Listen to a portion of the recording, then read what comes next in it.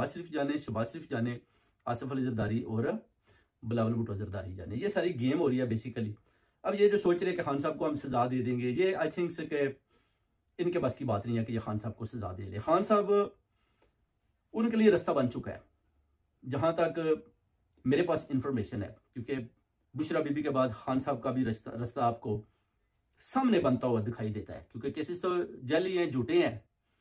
अब एस्टेब्लिशमेंट के अंदर भी आप देख सकते हैं कि जनरल आसिम मुनीर ज़ाहिर चीफ है, उनका हुक्म मानना पड़ता है, मगर अंदर से भी जर्नैलों की भी बेसिकली मुखालफत है, क्योंकि आपको पता है कि हर एक आदमी का अपना ओपिनियन होता है कि वो कहता है जी कि ठीक है जी, आपने ये फैसला किया, आप हमारे चीफ है, मगर जब कोर कमांडर और जर्नैल आपस में इकट्ठे बैठते हैं तो फिर वो कोई ना कोई ऐसा फैसला करते हैं, अपने अपनी राय सामने रखते हैं।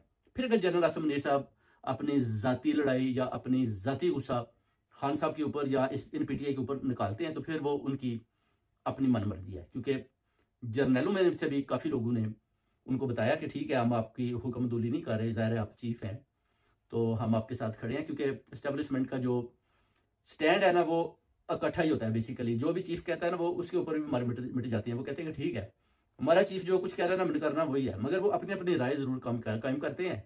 इस राय में जो है ना जनरल आसिम मुनीर की बहुत ज्यादा मुखालफत हुई, जिस पर जनरल आसिम मुनीर भी अभी जो है ना वो थोड़ा सा ठंडा पड़ चुका है। वो कहता है ठीक है, जाने दें, बुशरा बीबी को भी जाने दें, आहिस्ता आहिस्ता जाने दें। उन्होंने बोला खान के लिए भी रास्ता खोलो।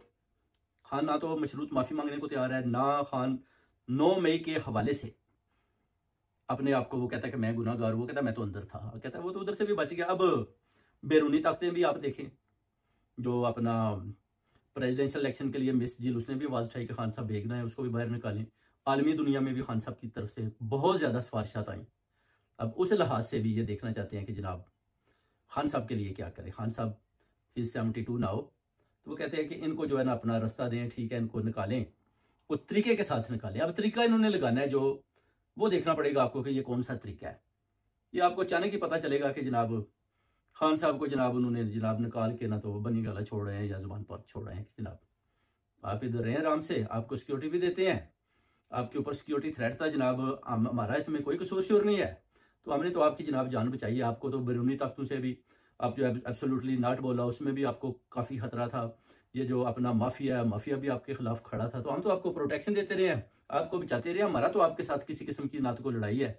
तो बाकी ये जो लोग या लोगों के घरों में घुसकर ये जो लोग उठाते रहे हैं, उसमें भी वो बोलेंगे कि हमारा तो किसी किस्म का हाथ नहीं है इसमें, सिर्फ और सिर्फ अगर कोई है तो वो है अपना, वो बोलेंगे मरियम नवाज, नवाज शरीफ, आसिफ अली जरदारी।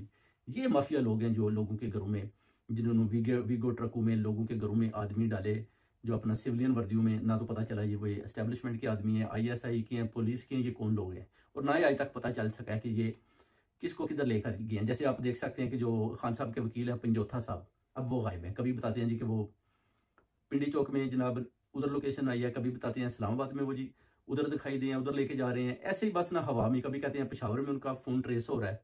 इस तरह की जो है ना बातें मार्केट में ये दिखाते हैं, मगर पंजोथा साहब को भी अगर किसी ने उठाया है तो वो भी मरियम नवाज है, नवाज शरीफ, आसिफ अली जरदारी, ये मिलकर गेमें डाल रहे हैं और बदनामी कर रहे हैं ज्यादा से ज्यादा एस्टेब्लिशमेंट की, जनरल आसिम मुनीर की या चंद और जर्नैलों की।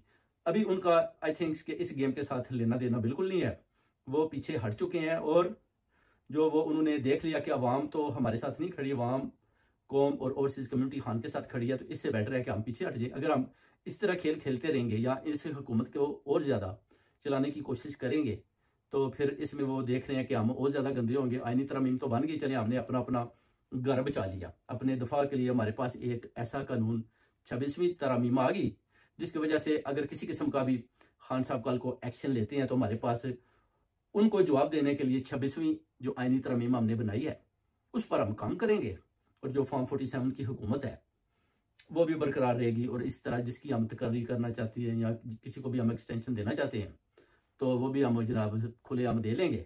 और हुकूमत पहले हमारे वो कहते हैं पाँव में बैठी हुई है, जनरल आसिम मुनीर साहब कहती हैं, तो फिर हुकूमत को तो सिर्फ डंडा ही दिखाना है, तो जनाब जिधर दिखाएंगे उधर ही ये मरियम नवाज और सारे उधर ही भेड़ बकरी की तरह भागते जाते हैं।